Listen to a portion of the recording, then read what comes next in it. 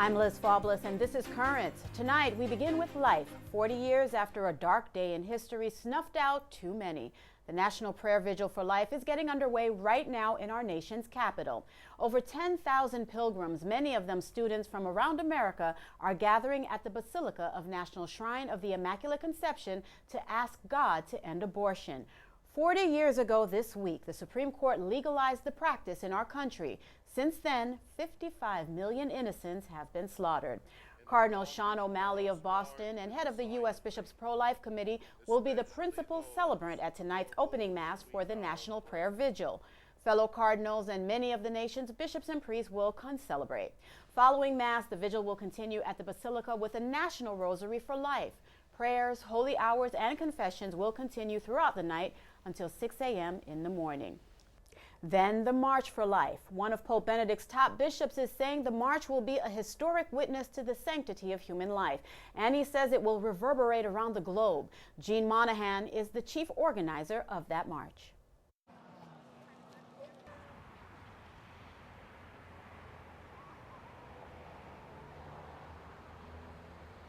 The feeling of the march, it's a mix of a somber attitude of realizing what this is really about. I mean, on one hand, the March for Life, it shouldn't be like a rock concert, because we're talking about people losing their lives and a whole genocide, an entire, race of people basically haven't been given the right to life. 55 million unique human lives. That's an enormous number and a great sadness for our country.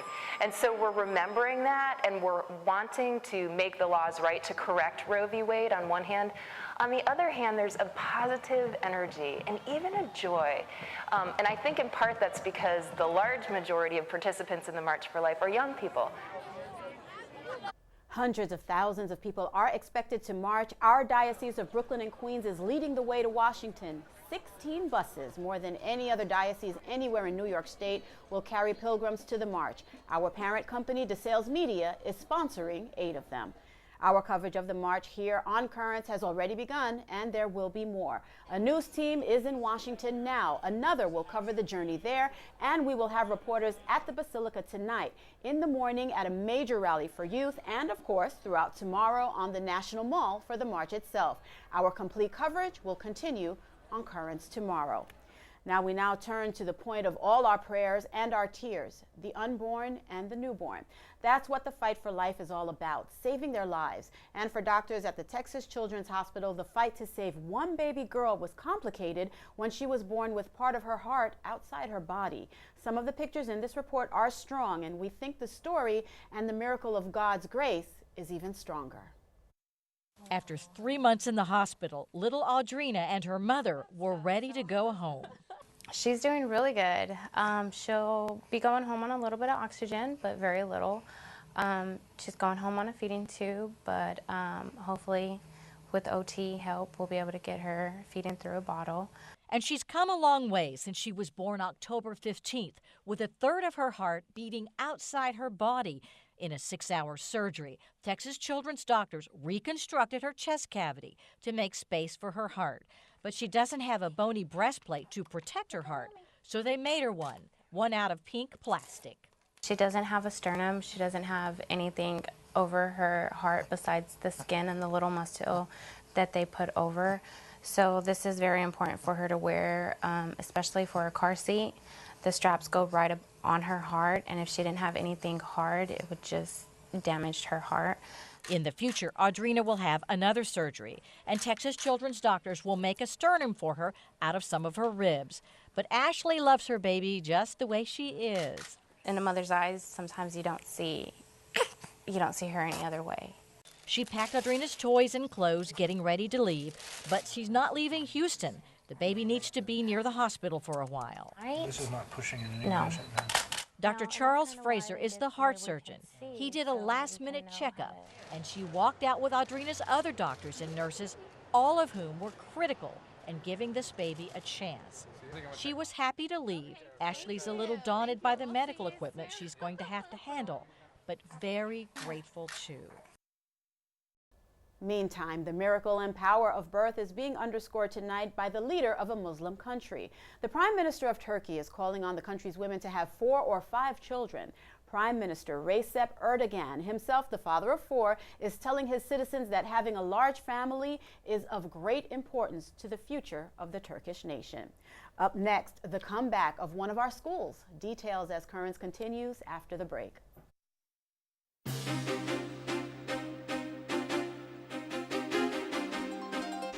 Welcome back. As temperatures in our area hit lows tonight that we have not felt in several years, the victims of Hurricane Sandy continue to suffer. Almost 2,000 buildings damaged by the storm and homes to thousands more are still without heat, hot water, or power. Tonight, temperatures could fall into the single digits and snow could fall tomorrow. The city has repeatedly promised to fix the damage. They call their program Rapid Repairs. The hurricane hit 3 months ago. Governor Cuomo, meantime, has an idea for hurricane-suffering homeowners: sell the house to him in the state. Mr. Cuomo says he'd offer a fair price for the homes, but after the sale, the lots would remain vacant. He does admit his idea might not be a hit with neighbors who have started to rebuild. Throughout the Sandy crisis, the Catholic Church has been at the forefront, providing help to so many of our neighbors in need. Well, now the Bishop of Albany is announcing that 5 upstate dioceses have raised more than $1.3 million in new aid. Bishop Howard Hubbard says a large chunk of that money will be to help our Diocese of Brooklyn and Queens, with the rest divided between the New York Archdiocese and Long Island. Meantime, on Rockaway Beach Boulevard in Belle Harbor, Queens, a massive celebration. Earlier this week, we reported that St. Francis de Sales School reopened after a long struggle back from the hurricane. Today, Thanksgiving. Make a joyful noise to the Lord, all ye lands. Serve the Lord with gladness. Everything is back to life here at St. Francis de Sales on our feast day, which is a wonderful coincidence that as we celebrate our feast day of our patron saint, St. Francis de Sales, a very thoughtful, kind man who's always able to help people get through life. We've been able to get through life, through a difficult part of our life. The big celebration today is we opened our school up again. How many of you have seen The Wizard of Oz? And what's the famous line Dorothy had to say? She had to tap her shoes together and say, "There's no place like home." Who agrees with that? Today was probably the culmination of all the feelings and thoughts that everybody has had for the last 3 months. Sort of like a time warp that we were in, like Bishop said, almost going to Oz for a little while and coming back. When the Bishop decided to come, it was the feast of St. Francis de Sales. And when the children did a little research, his quotes on how to live a better life were very significant to us. And we were able to bring that forth and present it in the liturgy. At the time, the Catholic Church was losing many of its people to the new churches of the Protestant Reformation. When our teacher was telling us about St. Francis de Sales yesterday, she was saying how he converted like Protestants and helped to rebuild the faith during the Protestant Reformation. And that kind of compares to now when we're trying to rebuild the church and rebuild everything that's happened since this hurricane. It took a lot of hard work to get the school to reopen. Monsignor Brown started the Relief Command Center here in the gym while we were displaced to St. Simon and Jude. Everything on this floor had to be gutted and cleaned to make sure that everything was clean for the children to return. There's still work to be done. We're still going to rebuild, to bring St. Francis de Sales to even a greater, better place. The bishop kept talking about how we were gonna like rebuild, keep rebuilding, and make this place our home again. It's good that he came because we know that someone's looking out for us in the diocese. And he came here before with when we were at St. Simon and Jude to visit, and he said Mass with us there, and then he said he'd come again. So it's good that we have someone who cares and keeps coming back to check up on us. He's a wonderful person, and everybody there showed how much they care for us. And I mean, everyone's just been great throughout this, and it's really made an impact on our lives.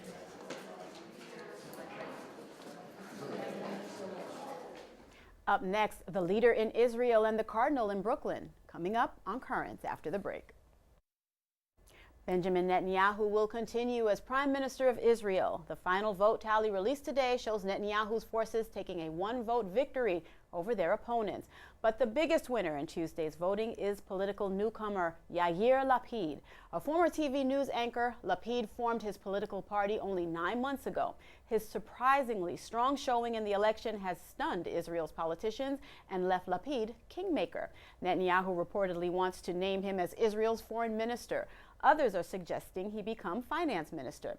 Lapid this morning said he supports a new government with Netanyahu as prime minister. But he has his price. Lapid's demanding a resumption of peace negotiations with the Palestinians.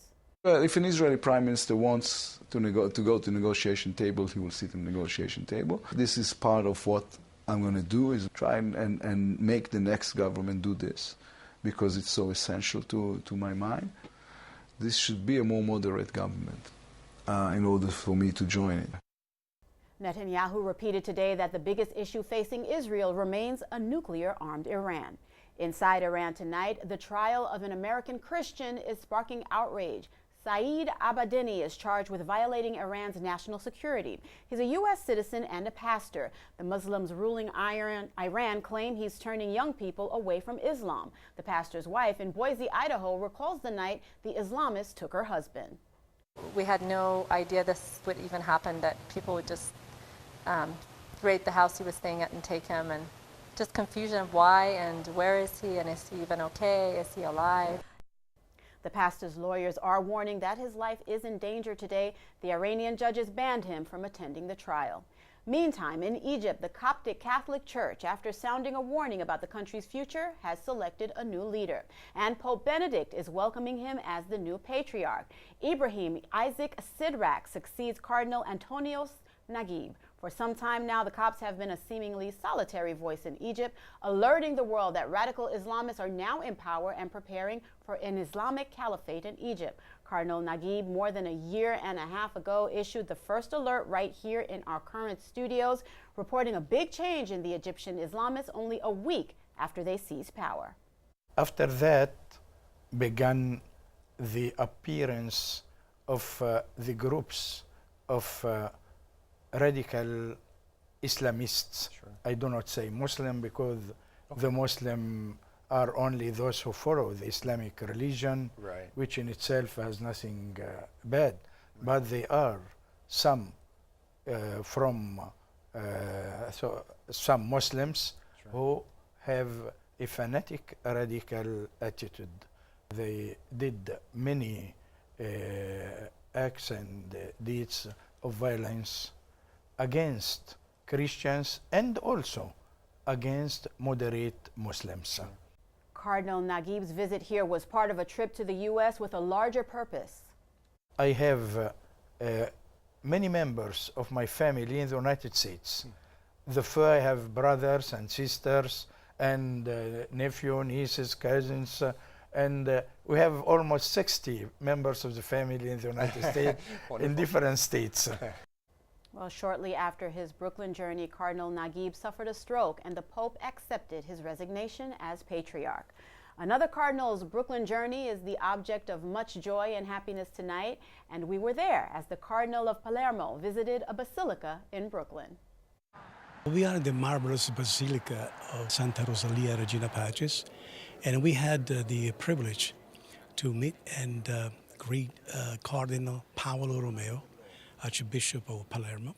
And obviously there is a connection between Palermo and Santa Rosalia, which is the patroness of Palermo. We brought the Cardinal into the church, and he was very impressed with the beauty and the majesty of this church, and the attention to detail, and the windows that speak of the life of our Lord and our Blessed Mother. Many of the images of Mary that have their origin in Italy, and the wonderful history of this whole place, was really very, very much moved by it. Il mio arrivo qui a Brooklyn è come un ritrovarmi in famiglia, con tanti italiani, ma ritrovarmi in famiglia come Chiesa, perché il Vescovo mi ha accolto, perché questi fratelli, non soltanto in nome della patria, ma anche in nome di quei valori nostri, dei valori cristiani, i valori della nostra fede, ci hanno accolto come se fossimo delle persone che ci conosciamo da sempre, e questo è un aspetto molto bello di noi cristiani. It's a wonderful sign of the unity of the church throughout the world. Bishop DiMarzio asked me to represent him as Cardinal Romeo came to visit this beautiful basilica, and so many people of Italian background have prayed in this church, have built this church, continue to worship here. Il mio messaggio vuole essere quello: avete lasciato una terra in cerca di un avvenire migliore per i vostri figli, e l'avvenire non è soltanto un avvenire economico, deve essere un avvenire umano, ed allora cercate di traspondere in questa terra quei valori che ci caratterizzano. This parish was built by Italian immigrants, but now we open our doors to welcome Spanish and Chinese immigrants. And I think he has that sense that this is where everyone is welcome. And we try our best to keep the church doors open for all who come seeking peace and trying to find God. Cardinal Joseph Glemp, the Archbishop of Warsaw and Primate of Poland for nearly 3 decades, has died. Blessed Pope John Paul II appointed Glemp in 1979, and the Cardinal was center stage during the battle between Polish workers and Soviet communists that eventually led to the breakup of the Soviet Union. The Cardinal was 83. Running a cash-only society since New Year's Day, Vatican officials are set to meet tomorrow with Italy's bankers. The Church hopes to get lifted a ban on the Vatican's electronic banking transactions, which has stopped all credit card use and is costing the Church about $40,000 a day. The flap over money laundering standards caught the Vatican by surprise. Meantime, a bright vision of the future by a nun in Bay Ridge, Brooklyn, set the foundation upon which our School of the Week was built. St. Anselm School was established in 1926, the School Sisters of Notre Dame in Bay Ridge, Brooklyn. The school was built before the church was built because the pastor at the time felt it was so important to have Catholic education available to the children in the area. What we've really been good at is the technology too, and integrating the technology. But I think that goes back when I was hired. Sister Eileen Mary, who was the principal at the time, had that vision to know that that was going to be an integral part of the curriculum. In 2008, Sister Eileen Mary passed away and I became principal. I knew what her vision was. We also had discussions on like where it should go. And, you know, we started to implement changes, but the changes were always just like changes for the better and changes that I know she would have approved of. We have a great academic program. We always excel with our results, so that's great and that's a given, but we're a Catholic school and we have a very strong Catholic identity. We have prayer walls up on every floor. The children put their prayer intentions up on the prayer wall, and they know other people are praying for them. And it just brings us together as a community. This room is a wonderful special room. It's our prayer room. It's the Ave Maria prayer room. And we are very, very fortunate to have such a wonderful room here where we can bring our students down. They can come down here and practice their meditation. They can come down here and pray a rosary together, or we can just discuss whatever might be on their minds. We also have a relic that we feel is very, very special from Elizabeth Seton, who founded Catholic schools here in the United States. It's a great sense of community, high expectations, not only of the students, but of the teachers as well. And we do have a wide variety of accelerated programs ranging from 5th through 8th. And we do have the Math 9 program, which we offer to our 8th graders, which I teach, and it's giving them an introduction to their high school math. So what's the next one going to be? Math is a passion for me, but it's definitely an adventure because every day, though I may have taught the same content for so many years, it's a different way or a different route that I have to take because there's always a different child in front of me. And it's a different interpretation when I see that child actually getting the concept and building on that concept. It's just, it's rejuvenating, it really is. Right now, where we're going to be established as an academy beginning September 2014, So St. Anselm School will now become St. Anselm Catholic Academy. And I think if anything, it's only going to be better because we'll have more resources to draw from. One side, and I'm going to have Julianne to come on this side. 2 helpers. All right? So it's all about community. It's all about actually living your faith. It's not about taking and reading it from a book and it's just, okay, this is what you have to learn and pass your test. It's really about every day. What can we do to be good to each other? 100. Excellent. Finally tonight, much of our broadcast has looked at life and the fight to protect it. We've also reported on the lone voices in Egypt, the Coptic Catholic Church warning about dangerous days ahead in the clash of civilizations. Now we hear from Cardinal James Stafford. He has compared America as it exists today with Jesus in the Garden of Gethsemane. These times of our decline and exhaustion, in large measure attributable to the court's legalization of abortion. Here now is part 1 of Cardinal Stafford's view of how the Roe v. Wade decision has changed the United States.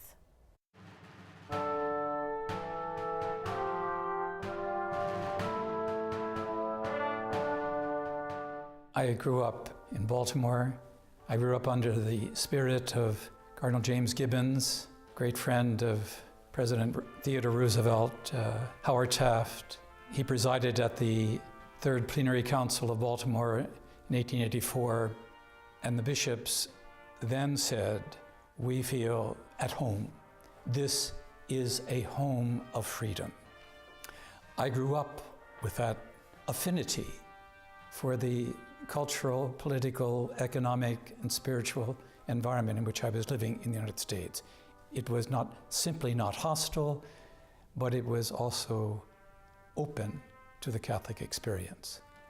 And that remained, I suppose, up until the 1960s, when I became engaged, as most Catholics became engaged, with the adventure of John Kennedy.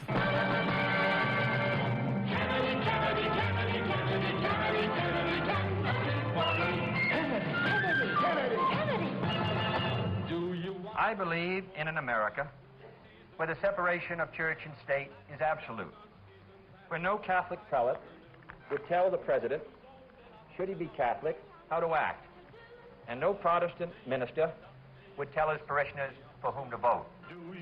He elaborated a political philosophy that, as a matter of fact, has not only dominated the Catholic thinking in the United States among lay people, but also has dominated much of the Catholic thinking of the laity in Western Europe and elsewhere in the world. And then we have the 73 intervention on the part of the Supreme Court and the unfolding of that surprise in terms of all of the implications of that understanding of freedom. So one feels a profound sense of disillusionment. Where did this come from? Why did it happen? I don't really feel as at home now in the United States as I did prior to the 60s.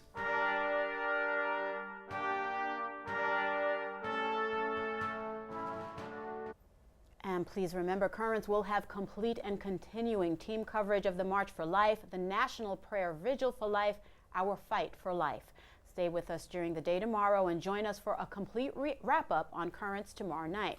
Well, thank you for joining us now. We leave you tonight with more of the children in Belle Harbor. For all of us here at Currents, I'm Liz Faublas. Have a good night.